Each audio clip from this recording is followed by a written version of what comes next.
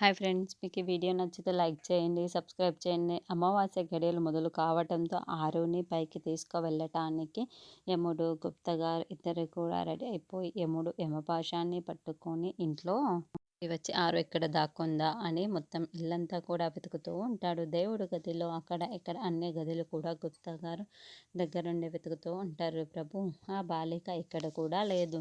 ఇక మనం ఆ బాలికను వెతికి పట్టుకోలేము. ఆ బాలిక ఎక్కడో దాక్కుంది.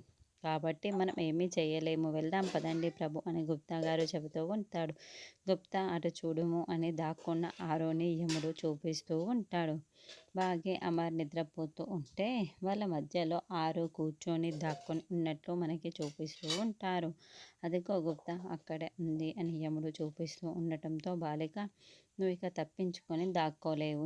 ఈరోజు నీ ప్రాణాల్ని నీ ఆత్మని ఇక్కడి నుండి మేము తీసుకువెళ్ళిపోతాము. ప్రభు, ఆ బాలికను పిలిస్తే రాదు, కానీ మీరు యమపాశాన్ని వదలండి. ఆ బాలికని ఇక్కడి నుండి తీసుకొని వెళ్ళము. వదలండి ప్రభు అని గుప్తా గారు చెబుతూ ఉండటంతో అప్పుడే యముడు యమపాశాన్ని ఆరు వైపుకు వదులుతూ ఆరు టెన్షన్ పడుతూ చాలా బాధపడుతూ దీనంగా చూస్తూ ఉంటుంది. బాలిక, ఇక నీ ఆటలు ఏవీయూ సాగవు. కాబట్టి ఇక్కడి నుంచి మాతో వచ్చే సమయం ఆసన్నం అయింది. ఇప్పుడు రమ్ము బాలిక, రమ్ము అని గుప్తా గారు పిలుస్తూ ఉంటారు. మరి యముడు ఇప్పుడు ఆ యమపాశాన్ని వదిలితే భాగ్య ఆరుని కాపాడుతుందా, లేకుంటే గుప్తా గారే యమధర్మరాజు ఇద్దరు మనసు మార్చుకొని